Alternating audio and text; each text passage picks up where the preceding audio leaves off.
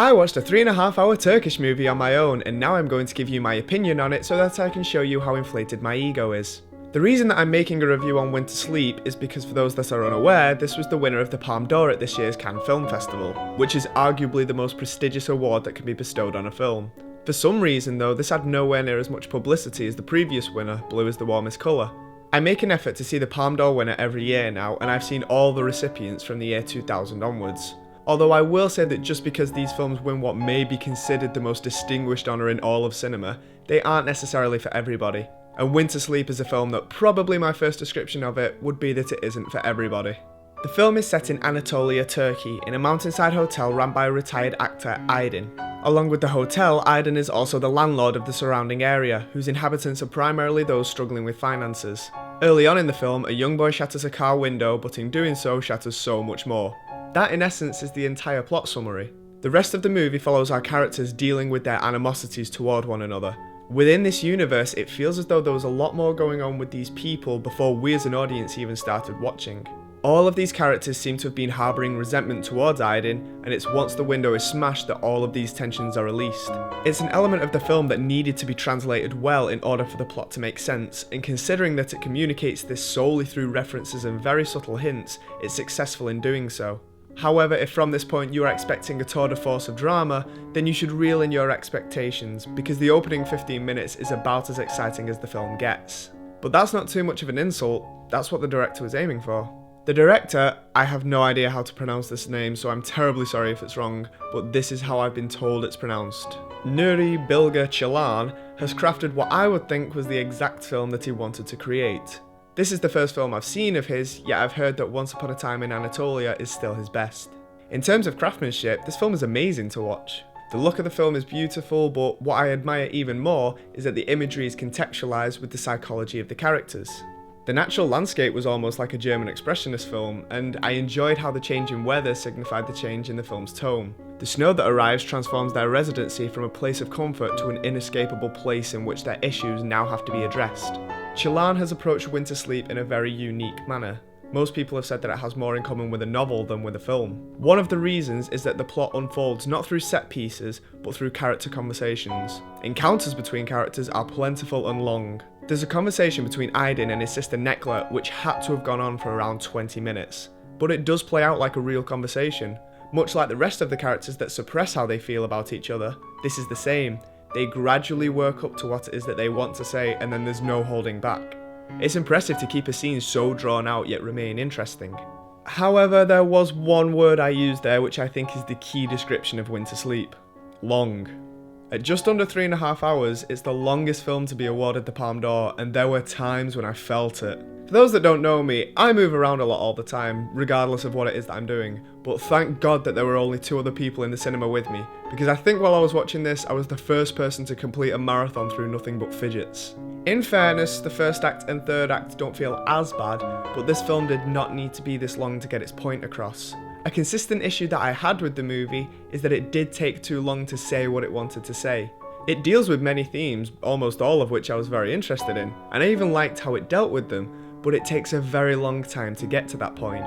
Then again, like Ceylan says, he enjoys boring cinema.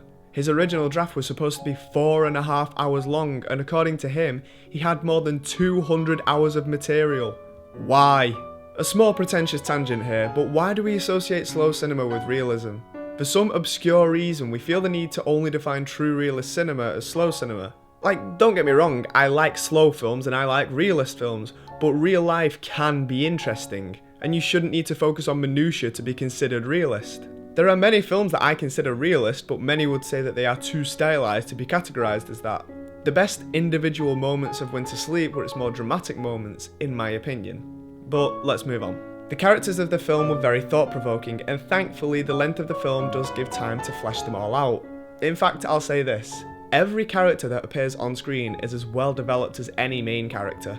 Quite literally, every person that is in this film is not just a minor character. They feel like a real person that inhabits this world.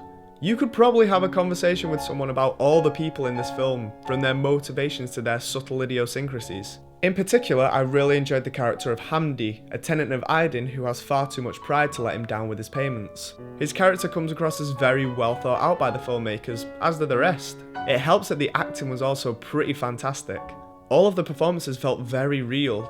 The acting for all these characters was invisible. Seriously, for a brief moment I forgot that I was watching a film. Even the child actor is convincing, and that's something that even great directors have a hard time overcoming. The themes of this film are also very deep and complex. It ranges from social inequality to mortality, regret, pretty much everything. If it's a theme, then this film will take a stab at it. The characters are very introspective, and Ceylan wants to show this and have the feeling replicated by the audience. He takes the time to show everything. There are very long, drawn-out shots that linger. It gives the characters and us a moment to reflect. He's clearly a very intelligent filmmaker, but sometimes it feels as though he really wants to show you that he's an incredibly intelligent filmmaker. As I said earlier, this film isn't for everybody, and that's because when I saw the film, I got the impression that it was made for a very specific demographic of people with very highbrow taste. You don't have to understand Voltaire and Chekhov in order to enjoy the film, but I felt as though the film was made for those who do. Certain moments felt as though the film was puffing out its chest just saying, "Look how cultured I am." Characters can sometimes spout out very grandiose statements, which seem to only serve getting the director's feelings of society across, as opposed to further character development. And yet, at the same time, the main character Aydin is a very pompous character, but other characters address this fact. His sister calls him out on it, his wife. It's a part of the film that felt very self-referential to me, but who knows, I may be completely wrong. When the final credits rolled, I left the cinema focusing mainly on how long and drawn out Winter Sleep was. However, as more time passed and I reflected on the film, it grew on me. Day by day, I felt as though I understood more the point of the film. I was definitely bored at moments, I won't sugarcoat it. However, the heart of Winter Sleep are its characters and their emotions, and in that regard it almost ticks every box. Aydin has a fantastic character arc, and there were elements of this film which seemed very realistic. On a technical level, any other complaints I had were very minor. Like when the camera moved sometimes, it seemed as though it was done in post and it stood out. But it only happened a handful of times. Sure, there are very self-aggrandizing parts of this movie, but I think there will be people out there that will really love this. Even now as I think about the film, I appreciate it more, so this rating is not necessarily permanent. It may stay the same, it may not, but if it does change, I could only see it getting higher. Winter Sleep is a 7 out of 10.